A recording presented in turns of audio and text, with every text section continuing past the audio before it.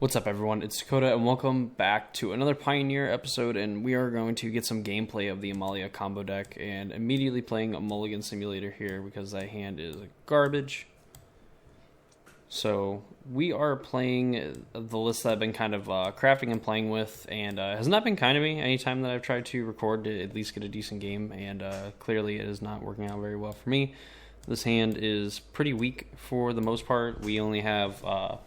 two Lunark veterans. Return to the ranks isn't really going to do anything. Court of Calling is not really uncastable, but not really where I think we want to be here, so we can be just a little bit more aggressive with our mulligan. And I think we have to keep this. And I think I'm probably going to do something like that. So, unfortunately, we are on the play. And we'll play a 4 since I go.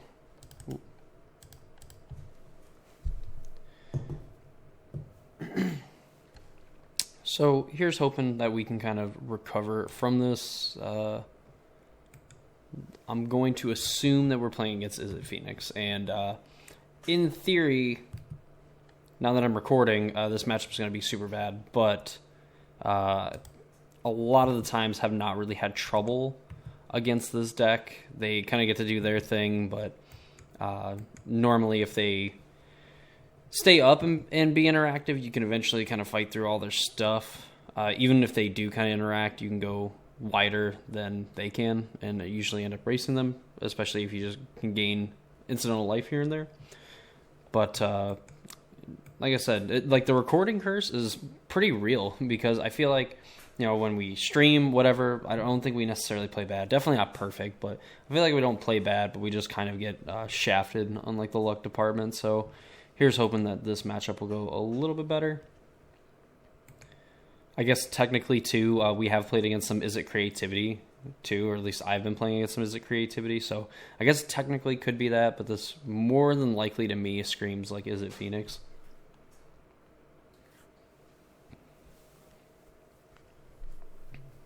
And shock pass. So maybe this is Creativity. So we can go... I think I want to keep this Takanuma, so I'm actually going to go Gilded Goose, because this will set up a collected company, potentially, without having to play this Takanuma. I don't think... the fact that we're on like a mold of 5, like I don't want to run out Sentinel into a... Okay, so this is Izzet Phoenix. See, they milled Sleight of Hand, Spire Bluff, Spell Pierce, Lightning Axe. I would imagine if they know that what we're on, they potentially just get back Lightning Axe. I mean, they probably just get it back too, since they have a target, plus they have a Phoenix in hand too. If they're looking to maybe get back Phoenixes, I guess casting a cantrip. Hanging on it for a minute, so...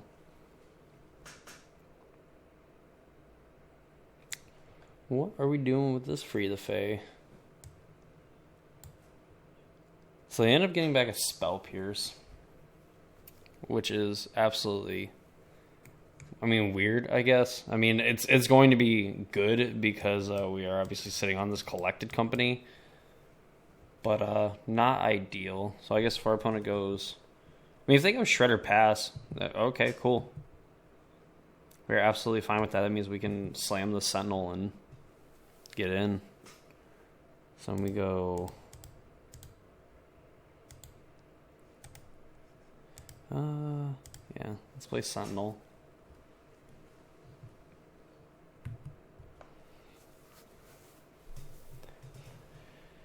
So they can just... I guess they have another Lightning Axe. They can Lightning Axe this, but I'd rather they axe this than that. Or that than this. And I don't think... So we can play... Actually think... So I'm going to play the Takanuma now, and we're just going to explore on the Goose. Prosperous Innkeeper. Would you put the reveal card to your graveyard? It's not technically super great right now, but I mean, I guess we can go that into Amalia. I'm assuming that the Sentinel's not long for this world. So if you reveal a card into your graveyard, I'm gonna say no, because we can get a little bit of advantage going. So we can lead on that, and then we can still play Amalia. And then I guess then they just opt to opt. So we can play Innkeeper plus Amalia. And if they choose not to get rid of the Sentinel, like if they try to go for a turn where they get back like a Phoenix or two, which I'm assuming the way that like they're playing pretty slow, I would imagine that they are just playing, or that they probably aren't really like drawing that well. They scry to the top. So, or rather, they're probably not like drawing very well with like their draw subs plus like their cantrips and stuff. They opted not to take a lightning axe, so they don't have any phoenixes in hand. And watch them play fourth line hardcast Phoenix. We know that they have a spell pierce in hand. Opting to go probably Shredder into removal spell. So they're gonna be that or into cantrip, and then okay, so no second spell. Just going to pass.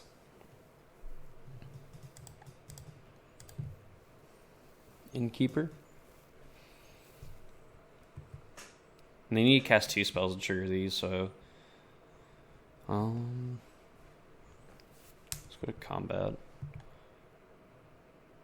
Attack with a Sentinel, make a map token.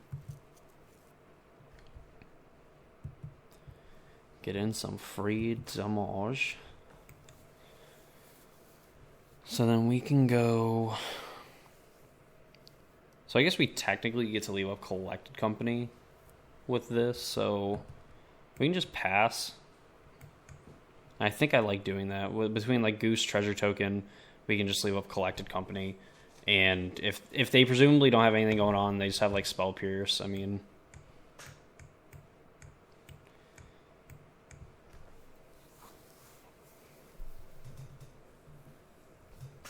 This is free the Fae, mill some cards. They've milled a Phoenix, so they have 1 card they can get back in an opt, and they mill 2 lands and a Phoenix.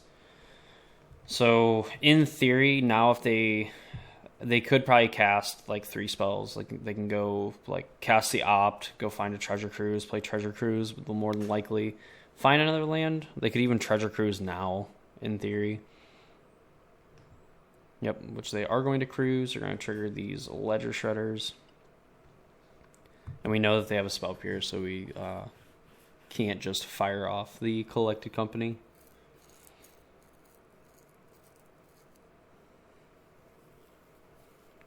They get off, so they ditch the Spell Pierce.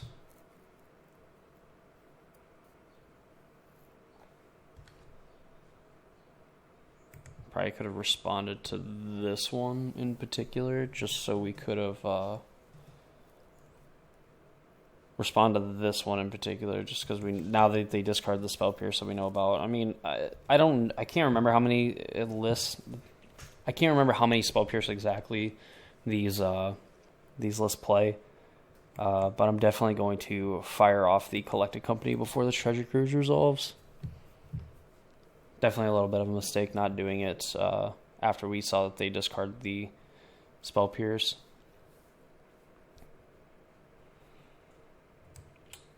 Taking a while on this Connive, so they discard Picklock Prankster, so let's go for it. Token Collected Company, and show me that you have another Spell Pierce. I believe too they've not played. Okay, so they do have another Spell Pierce. Little unfortunate, so they do play 2 Spell Pierce, and they found it before Treasure Cruise, so now they're going to get back at least 1 Phoenix. I don't believe either. Turn 5, they haven't played a land yet either. So like that would have been a pretty good window to be able to try to resolve that. So they get back 1 Phoenix. They're going to try to surveil for another one. And they mill a sleight of hand. Okay, so not the most ideal. Not gonna lie. Definitely, Wild Growth Walker is lethal. Or I should say Wild Growth Walker equals the combo.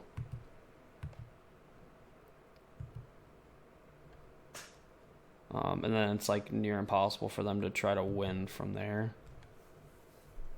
There's another goose. Let's go Amalia.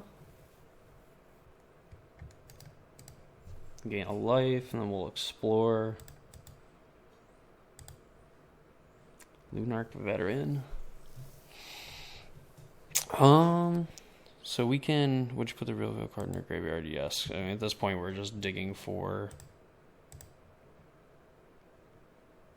Sure, trigger the connives. Ledger Shredder is such an annoying card.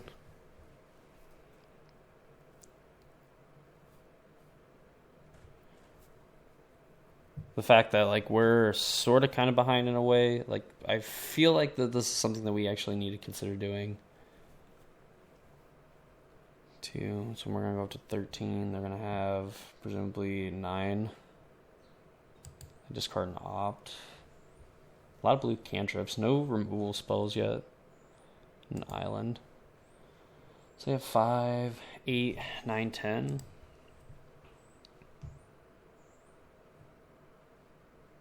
Draw land.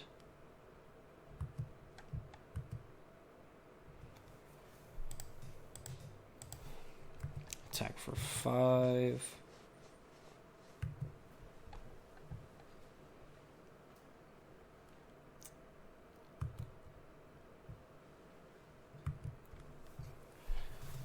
So if we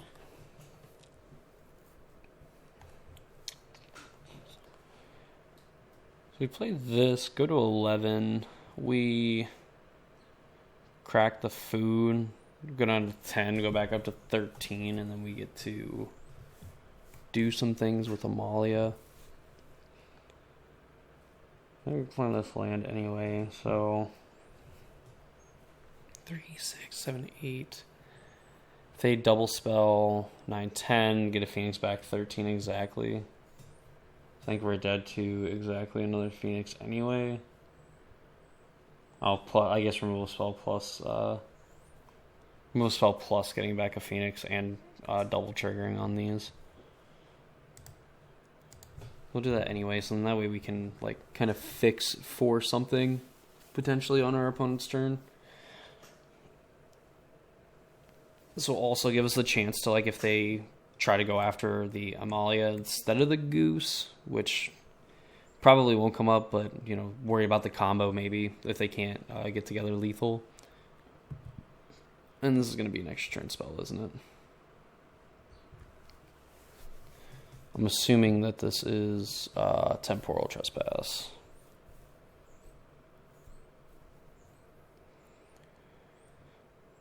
So we block 4, we take 7 down to 4. Another 3, go up to 6, yeah. Alright, let's see if they somehow don't have other spells. Okay, yeah.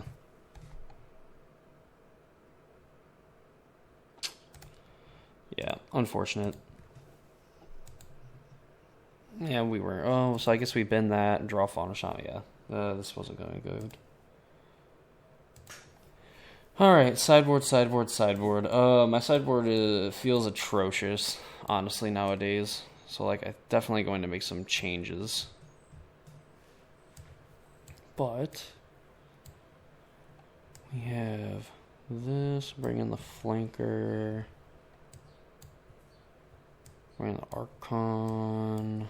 I don't know if I really like Selfless Spirit all that much. I kind of like it more in the control decks, not for the 1-for-1 removal. Extraction Specialist might be okay. Kind of want to play more at instant speed. I don't know if Skyclave Apparition is actually all that. It's probably fine. Or rather,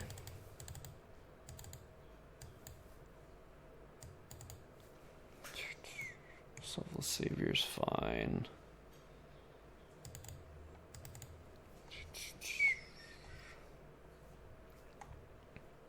More instant speed. Oh, what else do we cut here? I don't know if it actually matters. Innkeeper's a little expensive. So I have these fatal pushes. So like where are they? I took out Skyclave Apparition. How the heck did that happen? Alright, so Archon Amalia is good. Extraction Specialist is probably fine. I mean, it's a lifelinking thing. This is going to exile the graveyard. Turn on the Veteran. I guess, too, like, Sentinel. I don't know if Sentinel's all that great. I also don't know if we necessarily need a Sentinel either. Like, I can see taking these out and putting 2 fatal pushes. Trying to think like what the graveyard hate, because these have like different counter spell. I mean, really, like Spell Pierce should not be in post board. Won't try that. That's probably going to end up being a mistake, but we will unfortunately cross that bridge when we get there. So we have turn 2 Fauna Shaman.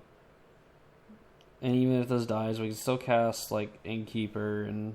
You know what? I think this is going to be fine. I think Fauna Shaman's going to end up being pretty good if we can get an activation off of it. Definitely going to want to find some lands for the Collected Company eventually. But I think this hand is going to be at least decent.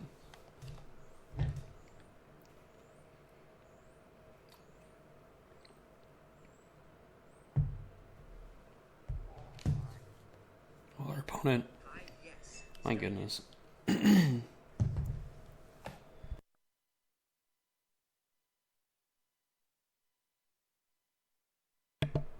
Go. Land and go. Tell you what, even with how much water I drank, like my throat is just still kind of phlegmy, gross. So you go Hall. So at least know that they're probably going to cast a cantrip on 1. Safe assumption. Of course, when we draw the Aether Flux Reservoir, some would argue the worst draw on the deck. So we can go. So we can either get Fauna Shaman going, which probably is a lot better, because if we draw another land, we can. We draw another land, we can go and search for something and then play Amalia or Innkeeper. Now we get to decide if upkeeping the Fauna Shaman, if we get the choice, is good or not. Because we have Extraction Specialist too. Like, we could ditch something, go get like Specialist. I mean, obviously we're not going to be able to play it like that turn, but that's kind of an option that we have afforded to us in the future.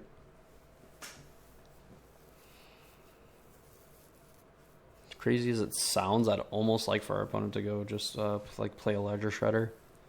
They top with the opt, so I mean this could be just like second land, kill your thing. I don't know, just Ledger Shredder go, and they did exactly what I wanted them to do. I guess we'll just take our draw step. All right, cool. So we can go.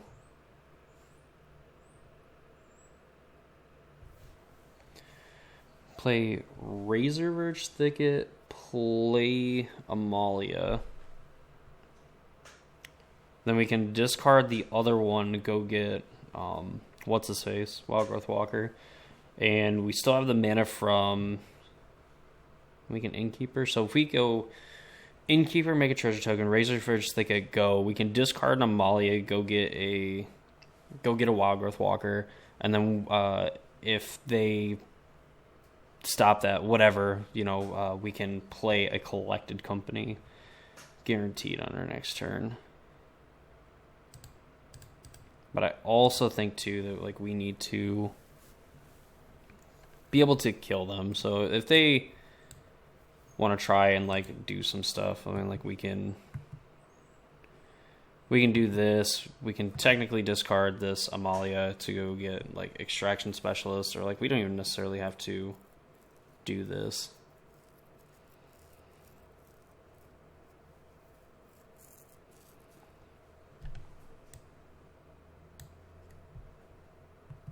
Free the Fae. Galvanic Iteration. That's probably bodes well for us. I guess they go Sleight of Hand, but like with the way they tap now, they can't actually play Sleight of Hand.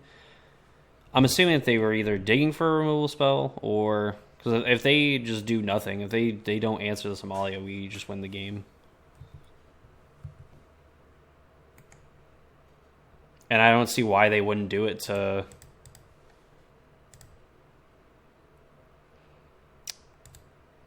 Go get Wild Growth Walker.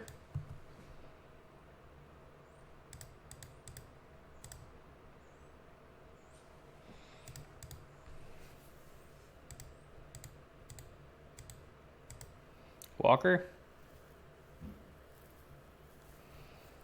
Sure, you get to connive, but if they didn't have it now, I mean, gain a life, we'll explore.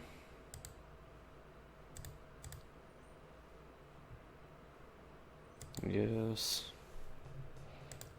we're looking for essentially a return to the... I mean, it's not going to matter because we have Aetherflux Reservoir, but we are going to look for like a return to the ranks. And that's going to like kind of help us re-establish from there. So Mill, Skyclave.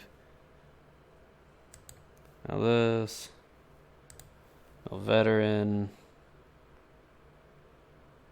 Drawing a ton of lands too. Seiju, don't necessarily want Court of Calling.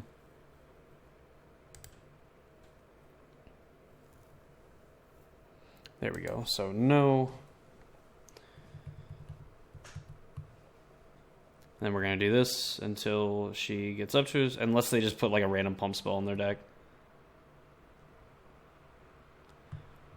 I would not like to put the reveal card in my graveyard.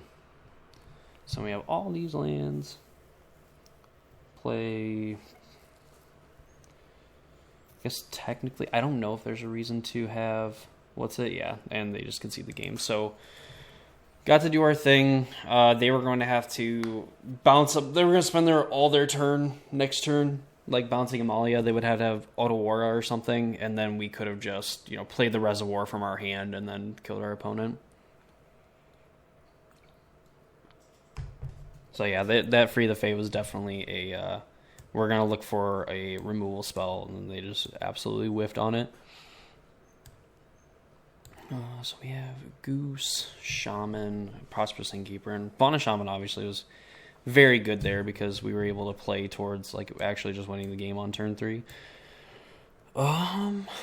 Selfless Savior. I don't know if actually playing... I mean, I know that they're playing like targeted removal and Selfless Spirit or Selfless Savior is fine, but I don't know if it's just like in generally like a weaker card than something like playing an extra Goose or like this Innkeeper, Lunarch Veteran, heck, even like the Sentinel as well. I'm actually going to try it. We'll try Innkeeper. That gives us seven dorks.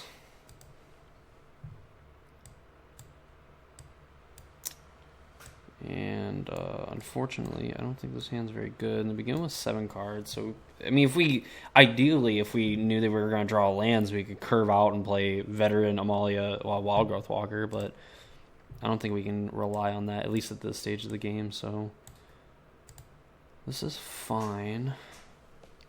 So, we keep these. I kind of want to keep Voice. Probably a little bit worse, I'd say, on the draw, but at least if our opponent wants to kind of like play on our turn, then they're going to be kind of punished to do so. And of course, leading on Sleight of Hand, that means more than likely if they have any more 1-mana cantrips, they're potentially going to be played into a Voice of Resurgence.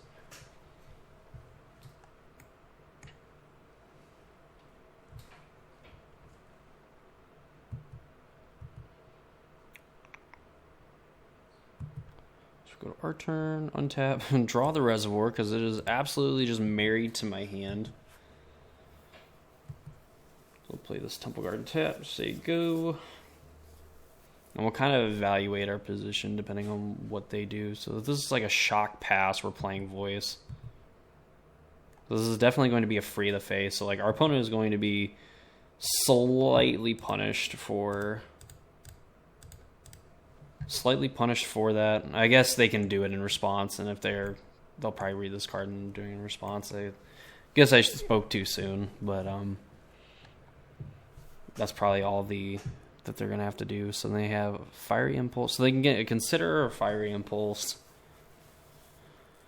Chances are, I guess they could take Fiery Impulse, yeah, and that's what they're going to take. So they're probably going to kill this Voice of Resurgence, which essentially means that as we kind of play creatures, we're going to just be able to make our token bigger as well.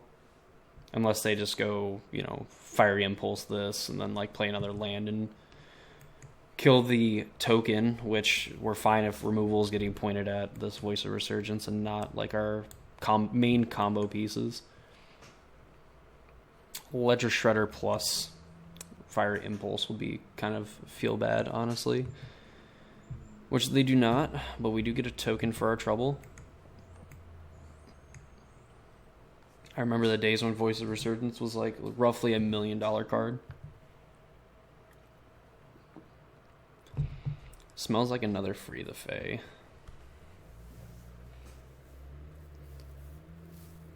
So if we go...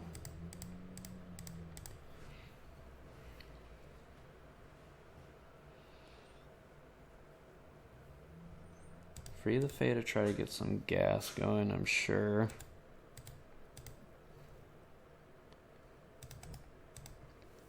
My question is, they could be playing to something like a sweeper. Anger the Gods would be pretty feel bad. So I'm actually going to hold on to this Innkeeper. We're going to learn from our mistakes. And instead of trying to get an extra point of damage, because this game's probably not going to revolve around winning with this Elemental token, or, it's going to have to live for multiple turns anyway, and I'd rather not get blown out by a Free the Fae into a 3-mana Wrath. I'm actually just setting up Opt. And so, if this turn's going to be, Sculpt the Hand, set up some cantrips, and then go, then, it might be okay. Might be in our favor.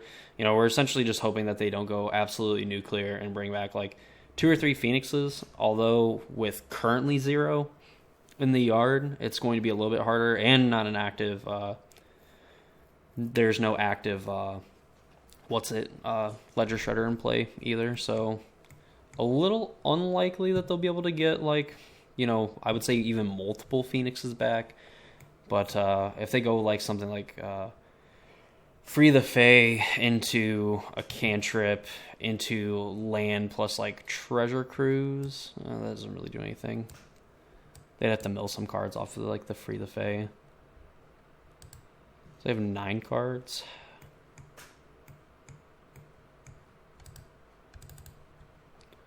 So I go 4th land. And we're not really forced into doing anything.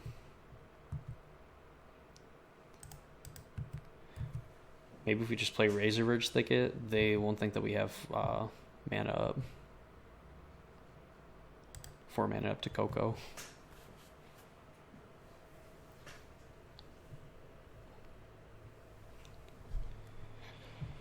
So... potentially just Free the Fae. They can only get the 4 cards from Free the Fae. So they have a Brotherhood's End, so essentially going to be looking to play around that. So Spire Bluff, Brotherhood's End, Sleight of Hand. And they take the Brotherhood's End. Kind of what we thought they were going to do.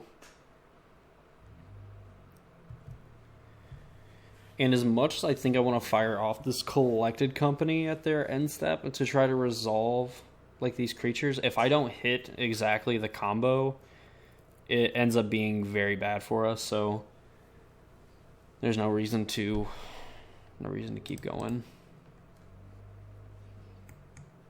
I think I'd rather them force the Brotherhood's End now, because even if we just hit the normal stuff. We do have an Innkeeper, so we can go, Innkeeper, and then if we draw a creature, kind of get things going. So destroy each creature, or deal 3 damage to each creature and each planeswalker. Okay, so as long as it doesn't also Fill the treasure tokens, all just one.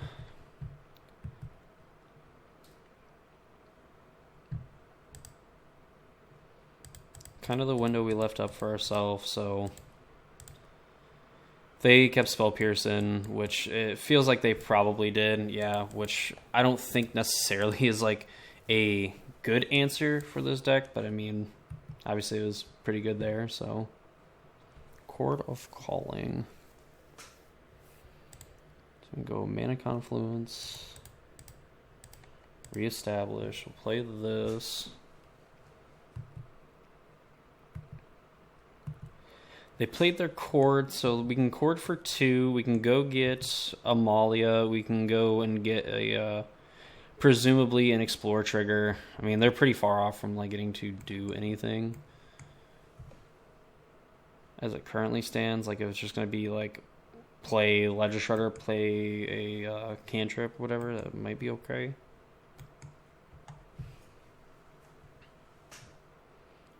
Treasure Cruise.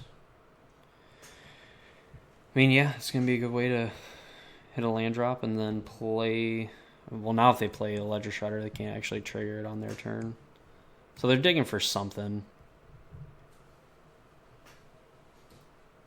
Lightning Axe would be a little unfortunate, but, I mean, also we get to play around it. Our opponent's also taking up a lot of their time, too. I mean, being game 3, it's not really probably going to come up, but if we kind of keep playing at this pace, I like our chances a little bit.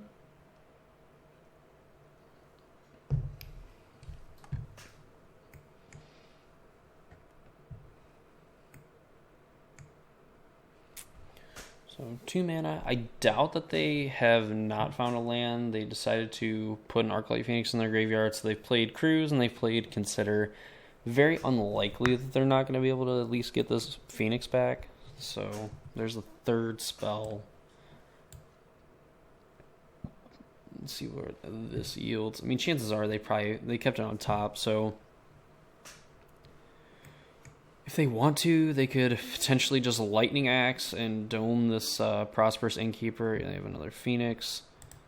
So we need a chord now, and pretty unfortunate if they have another Spell Pierce.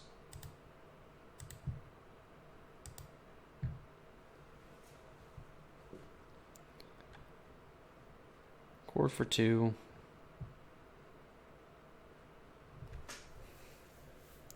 So then we can go... So we can go Amalia. We can do a little bit of fixing there, and I think we need to try to find something like a Collected Company or something.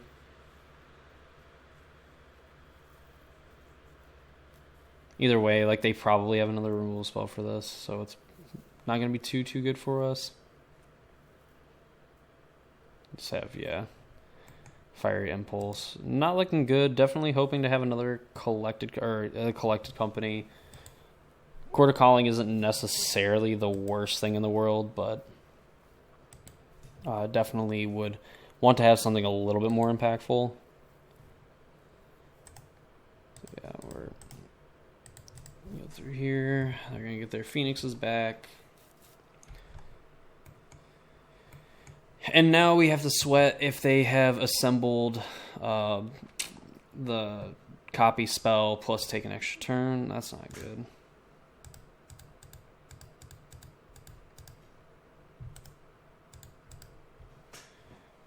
Not feigning anything here. If they more than likely have Galvanic Iteration plus take an extra turn, which is going to be good enough because 6, 12, no, Ledger Shredder. So they don't have it. I don't know necessarily what we're kind of hoping to get into because we want to cast a spell. I mean, we want to get Collected Company, but Collected Company isn't really going to do a whole lot based on with what we have here. I mean, we're going to be able to gain a life.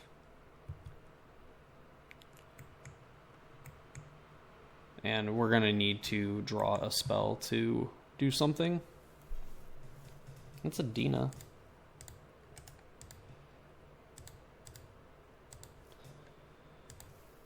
Play this.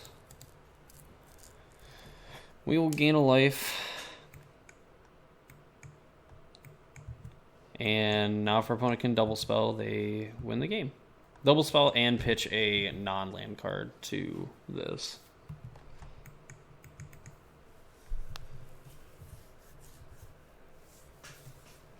Not looking good for us. We're probably dead. They even just drew a Phoenix too. This is Treasure Cruise. This feels like Treasure Cruise. Yep.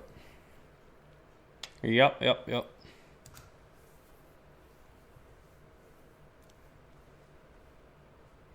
Alright, so chances are they drew a spell. Like, I'm assuming that this is just like pitch any spell. Yeah, Galvanic Iteration. Make them attack. It's a little unfortunate. They just kind of had everything that they needed. They had, Spell Pierce for our Collected Company. We were still kind of in it, and they, obviously just did what Phoenix does. Drew a ton of spells, and then managed to win the game off that. So, Quarter Calling? Don't know if that could have done anything. Quarter Calling probably could have gotten would have gained a life. So, I guess we would have been at 2, but then, we really wouldn't have anything else going. So, Quarter Calling not going to get it done there. A little unfortunate. It is what it is. So, unfortunately, not the result we wanted. Definitely pretty rough, honestly. The fact that Games 2 and Game 3 we drew the Aetherflux Reservoir instead of, drawing any other, actual spell is definitely feels pretty bad.